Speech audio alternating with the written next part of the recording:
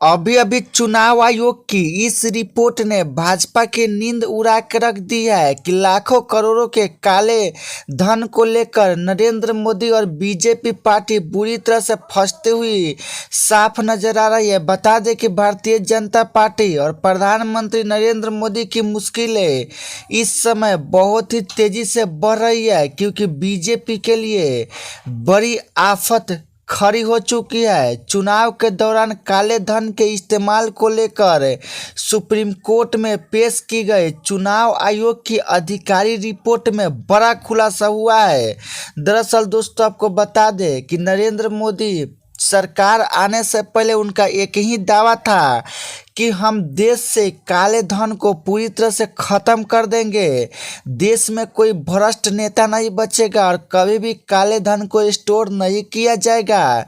लेकिन इनके इन जुमलेबाजी का राज पूरी तरह से जनता के सामने आ चुका है, क्योंकि जिस काले धन का जिक्र नरेंद्र मोदी करते थे, अब वही सबसे ज्यादा काला धन गुजरात में पाया गया है। बता दें कि चुनाव आयोग ने मुख्य रूप से एक रिपोर्ट जारी किया है, जिस रिपोर्ट में बताया गया है कि 2019 और 2024 के लोकसभा चुनाव में सबसे ज्यादा काले धन गुजरात में पाए गए हैं, जितना महाराष्ट्र, दिल्ली, हरियाणा, पंजाब, यूपी, बिहार समेत अन्य राज्यों में काले धन नहीं पकड़े गए।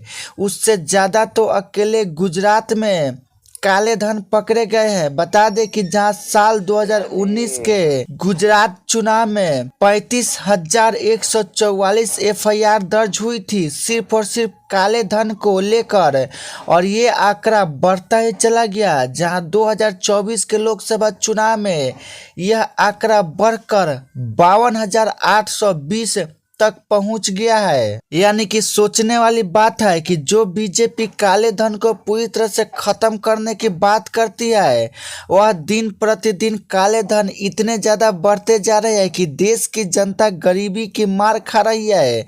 देश की जनता के पास पैसे तक नहीं है और कुछ पूंजीपति मित्र पैसों की हेराफेरी करके और विदेशों में ब्लैक मनी जमा कर रहे हैं। बता दें कि चुनाव आयोग की मुख्य रिपोर्ट ने पूरे देश की जनता को झकझोर के रख दिया है कि आखिर 2024 के लोकसभा चुनाव में लाखों करोड़ों की सबसे बड़ी घोटाले और काला धन देश की पैसा विदेशों में बहाया जा रहा है। चुनाव आयोग की इस रिपोर्ट आते ही देश में भारी बवाल मचा हुआ है। हालांकि चुनाव आयोग ने इन रिपोर्ट की आंकड़ा को सुप्रीम कोर्ट में दायर किया है और जल्द ही सुप्रीम कोर्ट इस पर बड़ा फैसला सुनाएगी। लेकिन उससे पहले कहीं ना कहीं बीजेपी की मुश्किलें बढ़ती हुई साफ नजर आ रही है। तो दोस्तों, आपकी क्या राय है, कमेंट में जरूर बताएं।